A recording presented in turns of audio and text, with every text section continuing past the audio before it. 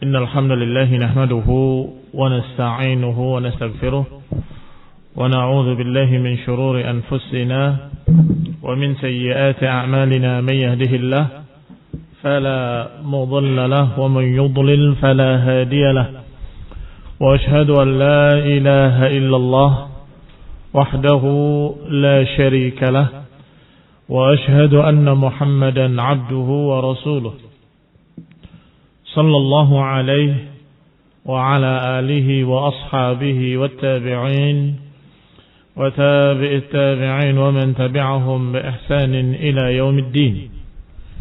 يا أيها الذين آمنوا اتقوا الله حق تقاته ولا تموتن إلا وأنتم مسلمون. يا أيها الناس اتقوا ربكم الذي خلقكم من نفس واحدة وخلق منها زوجها وبث منهما رجالا كثيرا ونساء، واتقوا الله الذي تساءلون به والأرحام إن الله كان عليكم رقيبا. يا أيها الذين آمنوا اتقوا الله وقولوا قولا سديدا يصلح لكم أعمالكم ويغفر لكم ذنوبكم، ومن يطع الله ورسوله فقد فاز فوزا عظيما. أما بعد، فإن خير الحديث كتاب الله، وخير الهدي هدي محمد صلى الله عليه وعلى آله وسلم، وشر الأمور محدثاتها، فإن كل محدثة بدعة وكل بدعة ضلالة وكل ضلالة في النار. إخواني في الدين أعزكم الله، إخواني الطلبة rahimani wa rahimakumullah. Kita masih pada bab mandi janabah. Dan Allah sudah berfirman dalam Al-Quran, dan ini sebagai umdah, sebagai patokan dasar masalah mandi minal janabah. In kuntum junuban fattahharu. Jika kalian junub, maka bertaharahlah. Dan junub dari kata jan yang artinya samping. Sedangkan junub maknanya dia terkesampingkan atau dia terpisahkan dari airnya. Artinya dia membutuhkan air untuk mandi. Dan seorang yang junub tidak jadi najis badannya dan tidak menjadi najis, tidak boleh bertemu dengan seseorang. Karena Rasulullah SAW ketika Abu Hurairah bertemu di satu perjalanan, beliau menjauh. Abu Hurairah bersungut-sungut pergi dan menghilang. Sampai ketika Abu Hurairah datang kembali setelah mandi, Rasulullah SAW bertanya, "Aina kunta ya Abu Hurairah? Kemana engkau wahai Abu Hurairah?" Dijawab, "Kuntu junuban." Aku waktu itu dalam keadaan junub. Dan aku tidak suka untuk bermajlis dengan engkau ya Rasulullah dalam keadaan aku junub. Ternyata jawaban Rasulullah SAW, "Subhanallah, innal mu'mina la yanjus." Sesungguhnya mukmin tidak bisa jadi najis. Artinya, walaupun dia junub, sesungguhnya tidak mengapa untuk bertemu, untuk berbicara, untuk bersalaman bahkan, karena badannya tidak najis. Demikian pula Rasulullah SAW mengajarkan kepada kaum muslimin melalui istrinya Aisyah bagaimana mandi janabah. Yaitu beliau alaihi salatu wassalam ketika akan mandi, beliau berwudu seperti wudu untuk salat. Berwudu seperti wudu untuk salat. Kemudian beliau menyela-nyela rambutnya agar airnya masuk sampai ke kulit kepala, hatta idza dhanna annahu qad arwa basharatahu, sampai ketika sudah terasa air di kulit kepala, baru dia siramkan ke seluruh tubuhnya 3 marrat, 3 kali. Kemudian mencuci seluruh badannya. Dan dalam hadis yang lain ada tambahan, ketika akan keluar dari tempat mandinya, mencuci kedua kakinya. Maka disebutkan dalam riwayat yang kedua, bahwa berwudu seperti wudu untuk salat kecuali kaki. Berwudu seperti wudu untuk salat kecuali kedua kakinya. Sampai setelah selesai mandi baru kemudian mencuci kedua kakinya. Upaya pertanyaannya, apakah seorang yang junub di malam hari boleh dia tidur dalam keadaan belum bersuci? Pernah ditanyakan kepada Rasulullah SAW dari hadis Umar Ibn Khattab radhiyallahu taala anhu, bahwa dia mengatakan, ya Rasulullah, ayarqudu ahaduna wa huwa junub, bolehkah aku tidur atau salah seorang kami tidur dalam keadaan junub? Qala na'am, kata Nabi, iya, tidak mengapa. Idza tawadda'a ahadukum falyarqud, silahkan kalau salah seorang kalian sudah berwudu, silahkan tidur. Berarti disunnahkan, diajarkan oleh Rasulullah SAW sebelum tidur untuk berwudu paling tidak berwudu kemudian tidur. Tentunya junub disebabkan karena dua hal, immal inzal wa imad dukhul. Al-inzal artinya keluar mani dengan sebab apapun, maka dia junub. Sedangkan dukhul adalah jima. Kalau dia jima, maka dia junub walaupun enggak keluar mani. Saya ulangi, penyebab junub dua perkara. Ini hanya mengulang. Artinya apa yang telah lalu kita ulangi karena bab ini belum selesai. Sehingga kita membahas hadis-hadis berikutnya dalam bab yang sama, dalam keadaan kita melupakan hadis-hadis yang lalu, nanti nggak nyambung. Barakallahu fikum. Ya, maka saya ingatkan sedikit bahwa seorang junub adalah imma karena inzal, keluar mani, apakah karena mimpi basah ataupun karena jima ataupun karena apapun, maka dia junub. Atau yang kedua sebabnya jima, apakah keluar mani ataupun tidak keluar mani. Barakallahu fikum. Maka ini dua perkara yang diistilahkan oleh para ulama dengan ad-dukhul wal inzal. Ad-dukhul walau lam yunzil, wa inzal walau lam yadkhul. Nah, kalau sudah dukhul maka dia junub walaupun tidak keluar mani. Kalau dia keluar mani, maka dia junub walaupun tidak jima. Baik. Kita sampai pada hadis yang berikutnya, yaitu hadis الثالث وثلاثون عن عائشة قالت كنت أغتسل الجنابة من ثوب رسول الله صلى الله عليه وعلى آله وسلم فيخرج إلى الصلاة وإن بقع الماء في ثوبه. وفي لفظ لمسلم لقد كنت أفرقه من ثوب رسول الله صلى الله عليه وسلم فركا فيصلي فيه. Dari Aisyah radhiyallahu taala anha, dia berkata, aku mandi janabah, aku mencuci bekas janabah min thawbi Rasulillah, dari baju Rasulullah SAW. Kata Aisyah, istri Rasulullah SAW radhiyallahu taala anha, menyatakan aku mencuci al-janabah. Kalau mencuci janabah maknanya mencuci bekas janabah, yaitu mani yang ada di baju Rasulullah sallallahu alaihi wa ala alihi wasallam. Fayakhruju ila shalah, maka beliau keluar untuk salat dalam keadaan bekas airnya masih ada di bajunya. Berarti yang dicuci yang kena mani saja. Kemudian salat dalam keadaan bekas airnya masih ada di bajunya.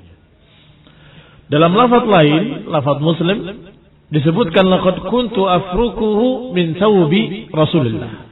Dan aku waktu itu pernah hanya mengkerik saja dengan kukunya dari baju Rasulullah SAW, kemudian beliau salat dengan baju tersebut. Berarti nggak dicuci, hanya dikerik dengan kukunya. Al-ma'na al-ijmali. تذكر عائشة رضي الله تعالى عنها أنه كان يصيب صوب رسول الله صلى الله عليه وسلم المني. أنه كان يصيب ثوب رسول الله صلى الله عليه وسلم المني. Bahwa mani pernah mengenai baju Rasulullah SAW. Fataratan yakunu ratban fataghsiluhu min ath-thawb. Kadang-kadang diketahui dalam keadaan masih basah, belum kering, ratban fataghsiluhu min ath-thawb, maka dicuci oleh Aisyah radhiyallahu taala anha bil ma'i, dengan air. Fa yakhruj ila shalah wal ma'u lam yajif min thawb atau min ath-thawb. Kemudian beliau salat dalam keadaan air masih belum kering dari bajunya. Ini kadang-kadang kalau maninya masih basah. Wa taratan ukhra, sedangkan pada kesempatan lain yakunul maniyyu yabisan. Maninya dalam keadaan kering. Sudah kelihatan putih-putih saja di bajunya atau di sarungnya, yabis, kering. Wa hina idzin tafruquhu min thawbihi. Maka ketika itu beliau hanya mengkeriknya dengan kukunya dari bajunya, farkan fayusalli fi, kemudian salat padanya. Ikhwani fid din, a'azakumullah.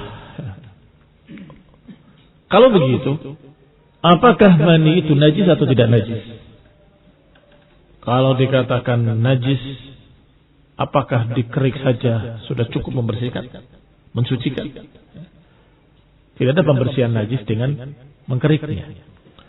Kalau dikatakan tidak najis, kenapa dicuci kalau dia basah? Barakallahu fikum. Di sinilah ikhtilafnya para ulama. Ikhtalafal ulama'u fi najasatil mani. Para ulama berselisih tentang najisnya mani. Dan jangan lupa kita pernah menjelaskan perbedaan mani, medi, dan wadi, yang semuanya keluar dari tempat yang sama, tapi hukum-hukumnya berbeda.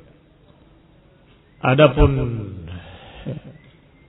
baul itu sudah terlalu jelas.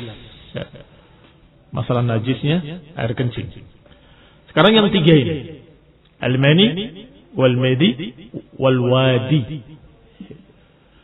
Adapun medi adalah yang keluar meleleh dalam keadaan lazij, licin, bening warnanya, dan biasanya karena syahwat, tapi meleleh keluarnya.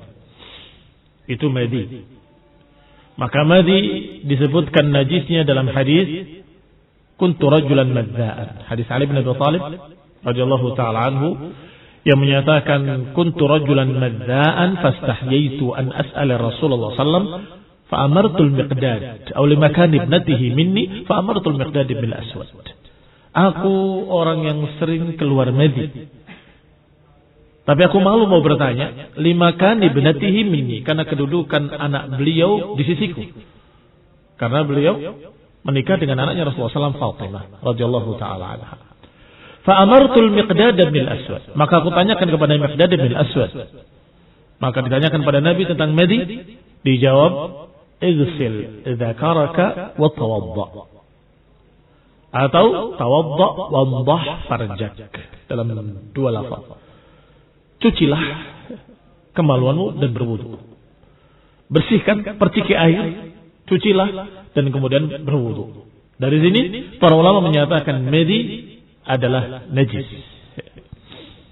Adapun wadi adalah yang keluar hampir sama dengan madi, keluarnya meleleh juga, tetapi tidak terasa dan bukan karena syahwat. Karena kerja berat atau dia terlalu lelah bekerja berat, maka biasanya keluar. Dan ini mereka menyamakannya dengan medi. Sekarang yang ketiga, yaitu mani yang sedang dibahas sekarang. Ikhtalafal ulama fi. Fadhahab al-Hanafiyyah, adapun Hanafiyah wal Malikiyah dhahabu ila najasatihi. Para ulama dari mazhab Hanafiyah dan Malikiyah berpendapat najisnya mani. Mustadillina bi ahaditsa ghaslihi min thawbi Rasulullah SAW wa minha hadzal hadits alladhi ma'ana. Mereka berdalil dengan hadis-hadis Aisyah yang mencuci baju Rasulullah SAW karena mani.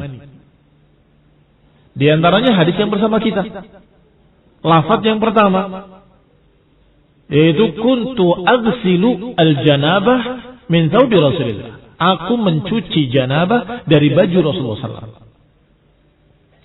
Kalau dicuci berarti najis kata mereka. Adapun golongan kedua dari para ulama adalah Asy-Syafi'iyah wa Ahmad. Wa dhahaba Asy-Syafi'i wa Ahmad wa ahlul hadis.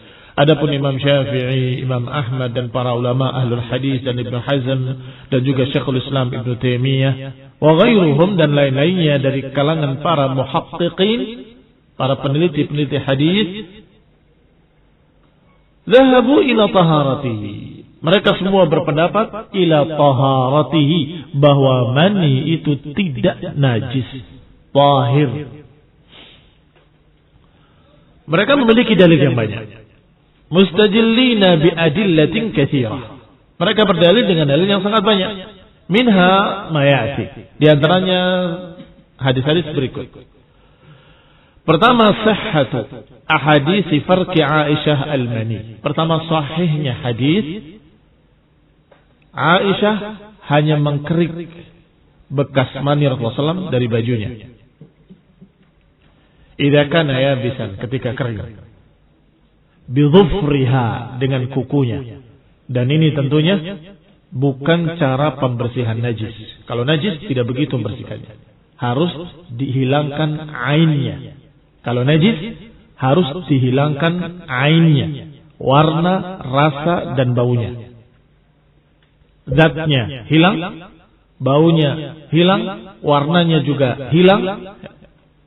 Ini kalau membersihkan najasa, membersihkan najis.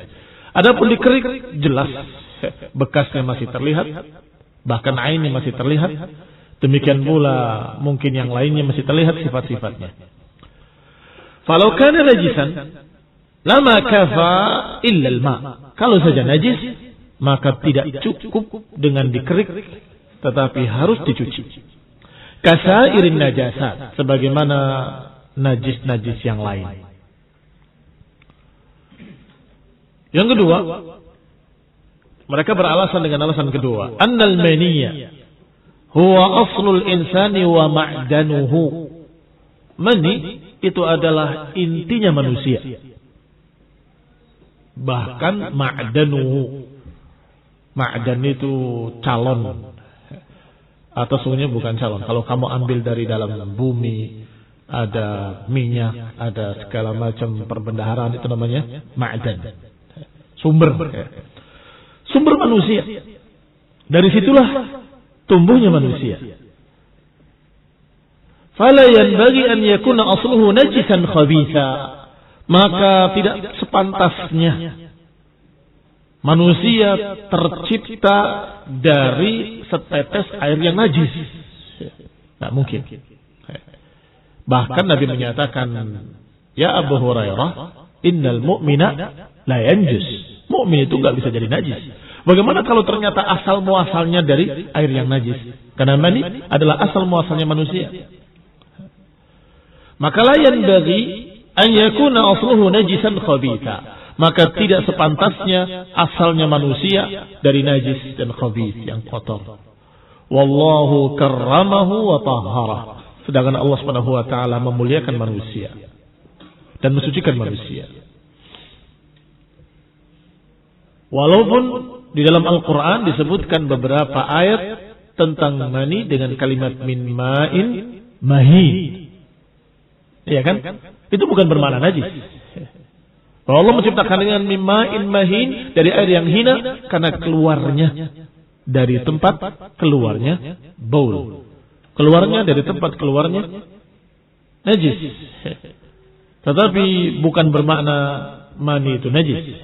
Mahin karena keluarnya dari tempat-tempat yang kita sebutkan tadi. Maka dikatakan oleh Allah air yang hina.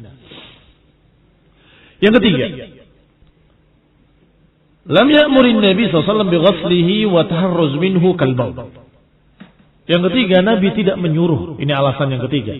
Nabi tidak menyuruh kaum muslimin untuk mencuci mani dan taharruz minhu dan berhati-hati daripadanya, tidak seperti al-baul, tidak seperti air kencing. Bahkan diancam dengan ancaman-ancaman. Kalau air kencing diancam kalau sampai tidak bersih. Bahkan Nabi menyatakan ketika melewati dua kuburan, innahuma la yu'adzaban wa ma yu'adzabani fi kabir. Amma ahaduhuma fala yastatiru min al-baul, fala yastatir min al-baul. Wa amma al-akhar fayamshi binamimah. Fayamshi bin namimah. Ketika melewati dua kuburan, beliau menyatakan keduanya sedang diadab. Dan tidak diadab dengan sesuatu yang besar. Sesuatu yang dianggap remeh oleh kaum muslimin. Padahal itu besar. Yang pertama, karena dalam riwayat lain disebutkan, bala innahu kabir. Bahkan sungguhnya itu besar. Berarti tidak besar dalam pandangan manusia. Tetapi sungguhnya dia besar di sisi lain karena menyebabkan azab di kuburnya. Amma ahaduhuma, adapun salah satunya fala yastatiru minal baul. Salah satunya karena dia tidak bersih dalam buang air. Tidak berhati-hati. La yataharraz minal baul, tidak berhati-hati dari air kencingnya. Sehingga jibrat ke bajunya, ke kakinya dan tidak bersih, sehingga dia diazab di kuburnya. Tetapi apakah ada riwayat tentang mani? Hati-hati dari air mani? Tidak ada. Ini juga alasan berikutnya dari para ulama seperti Syafi'i wa Imam Ahmad, Imam Syafi'i, Imam Ahmad wa Ahlul Hadis, wa Ibnu Hazm wa Syekhul Islam wa ghairi dzalika minal muhaqqiqin wa ghairihim minal muhaqqiqin.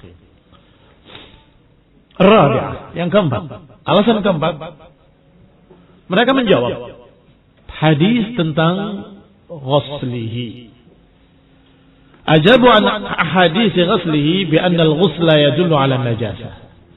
Mereka menjawab tentang hadis-hadis yang menyebutkan bahwa Aisyah mencuci.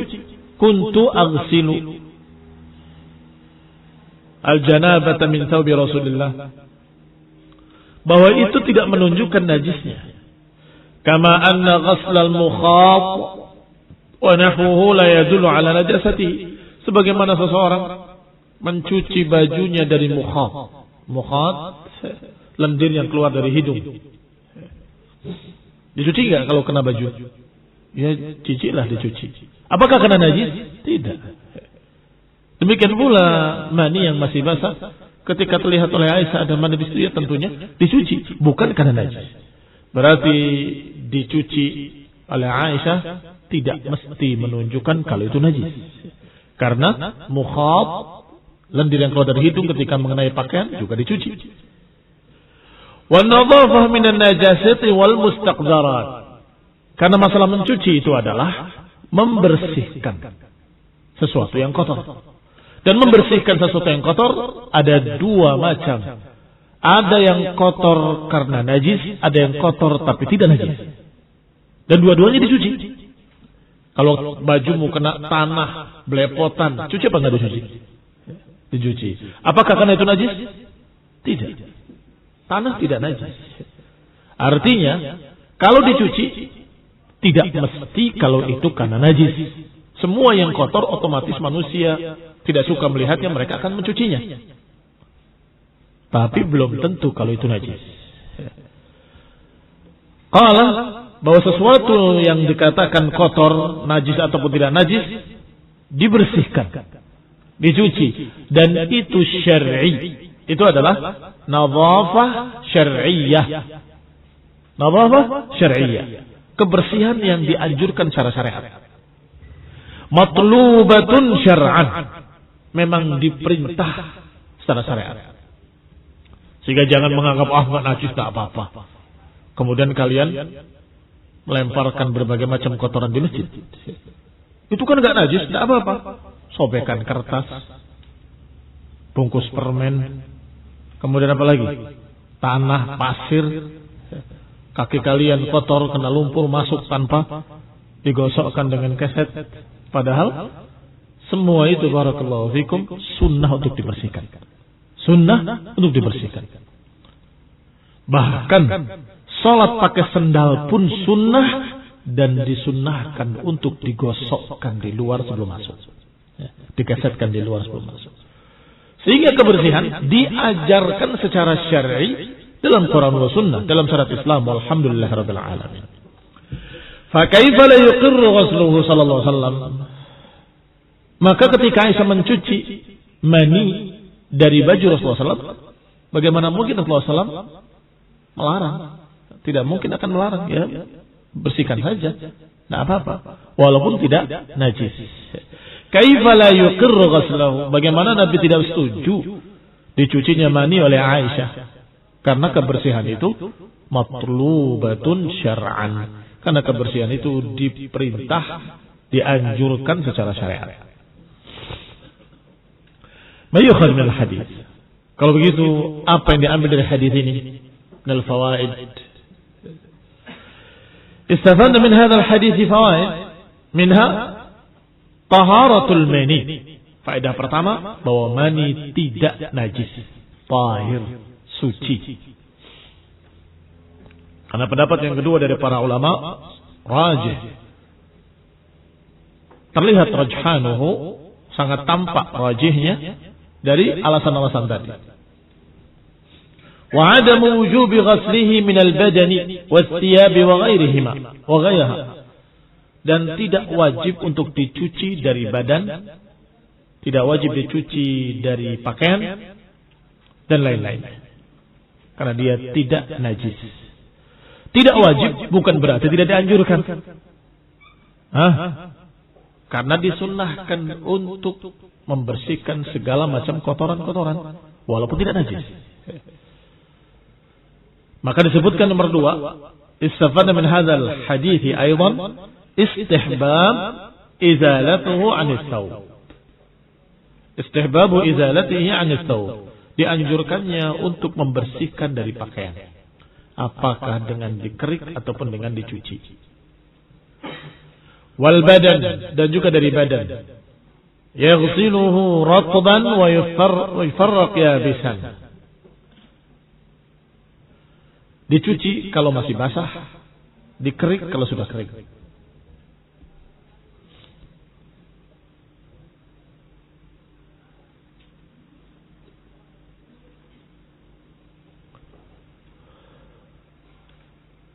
Hadis Rabi' wa Thalathun. Hadis yang ke-34.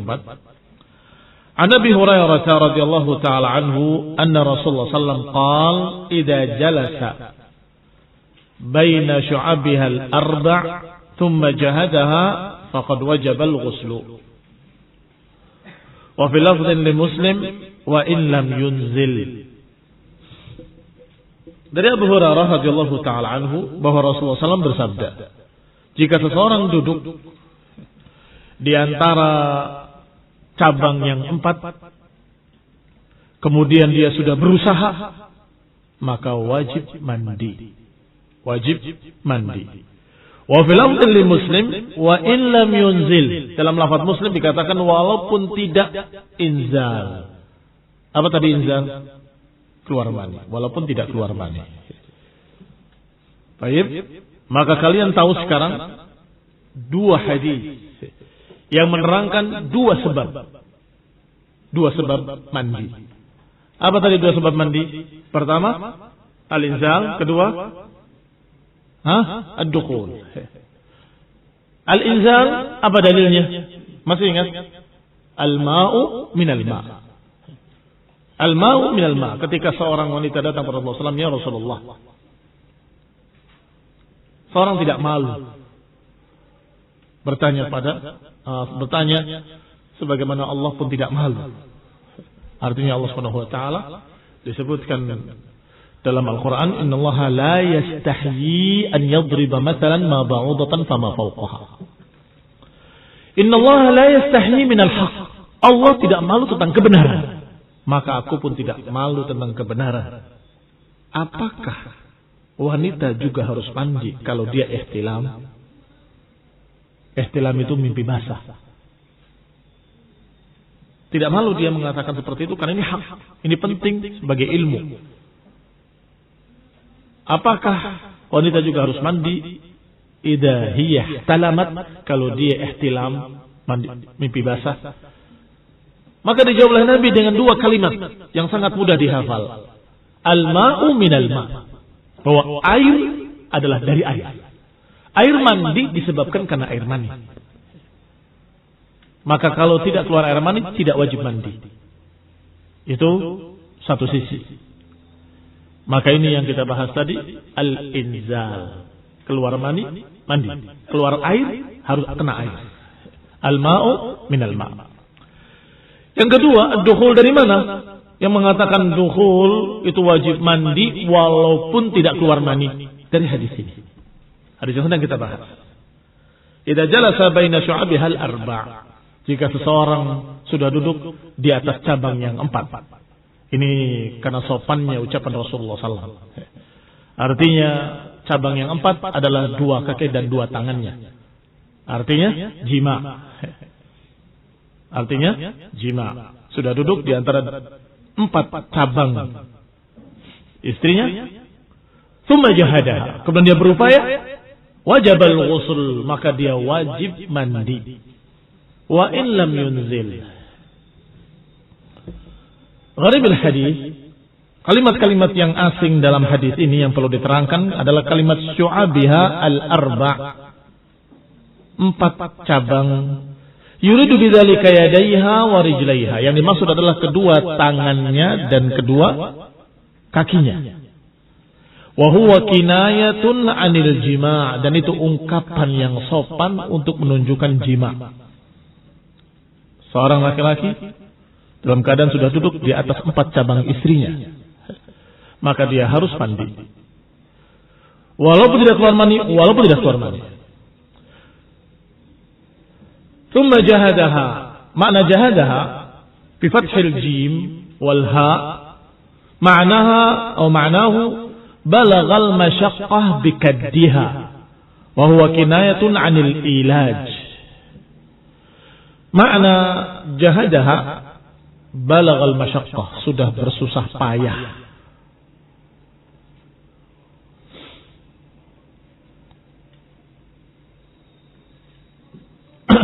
Wa huwa kinayatun 'anil ilaj, dan itu adalah ungkapan tentang ilaj. Barakallahu fikum. Dan ilaj adalah usaha seorang suami untuk mengeluarkan maninya di rahim istrinya. Sehingga walaupun tidak berhasil keluar maninya atau terhalang dengan sesuatu, tetap dia harus mandi. Innallaha la yastahi minal haq. Sesungguhnya Allah tidak malu untuk menerangkan kebenaran. Maka jangan dianggap sebagai tabu perkara-perkara seperti ini, karena ini adalah hak yang harus kalian ketahui sebelum kalian menikah nanti.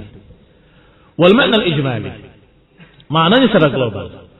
Yaqulu Nabi sallallahu alaihi wasallam ma ma'nahu, maka dalam hadis ini Nabi mengucapkan secara makna, idza jalasa ar-rajul baina syu'abil mar'ah al-arba'.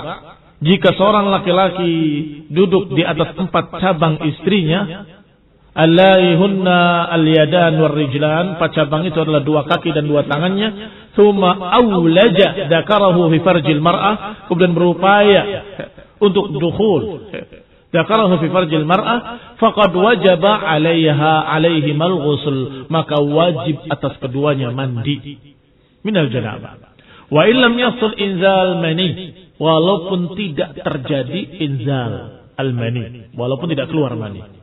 Li'anna al-ilaj wahdahu ahadu mujibatil ghusl. Karena ilaj saja, dukhul saja, itu sudah merupakan salah satu dari kewajiban atau salah satu dari penyebab wajibnya mandi. Disebutkan wajibat dengan jamak. Mengapa? Padahal cuma 2 kan? Inzal dengan ilaj. Iya, karena wajib mandi bukan hanya karena junub. Kalau karena junub, maka dua. Penyebab junubnya adalah al-inzal wal ilaj.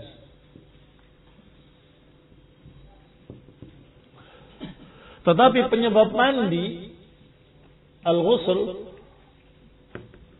satu junub, kedua haid, ketiga jum'ah, keempat apa lagi? 3 jim. Salasa jimat. Jimul awal jum'ah, jimul thani junub, jimul thalith janazah. Siapa yang memandikan jenazah, maka dia suruh mandi. Siapa yang memandikan jenazah, maka dia disunahkan untuk mandi setelah itu. Al-junub wal janabah wal janazah. Karena ini khusus perempuan, maka tidak disebutkan secara umum. Hanya bagi para wanita setelah selesai haidnya, dia juga diwajibkan untuk mandi. Baik. Kembali pada kitab. Berarti ilaj wahdahu ahadu mujibatil ghusl. Ilaj saja dirinya itu sudah merupakan salah satu perkara yang mewajibkan mandi. Ma yukhad min al-hadis. Apa yang diambil dari hadis? Awalan wujubul ghusl min ilaji dzakar fil farj. Wajibnya mandi kalau sudah ada ilaj yang disebut dalam lafaz lain dalam hadis iltiqa al-khitanain. Bertemunya dua khitan. Khitan dzakar bagi laki-laki dan khitan al-farj bagi perempuan. Kalau sudah bertemu dua al-khitan, maka dia wajib mandi. Wa in lam yahsul inzal, walaupun tidak terjadi inzal, keluar mani. Yang kedua, istafadna aydan min hadzal hadis yakun hadzal hadis nasikhan li hadis Abi Sa'id. Maka ini adalah memansukhkan, membatalkan hadis Abu Sa'id, al-ma'u min al-ma'. Al-mafhum minhu bi tariq al-hasr annahu la ghusla illa min inzalil mani. Al-ma'u min al-ma', air dari air. Sepintas dipahami kalau tidak ada air mani berarti enggak mandi. Enggak ada kewajiban mandi. Al-ma'u min al-ma', yang namanya air mandi itu dari air mani. Seakan-akan hanya karena air mani maka wajib air mandi. Ternyata dengan hadis ini bukan hanya karena air mani. Ada pula penyebab lain yaitu ilaj dalam hadis yang sudah kita baca.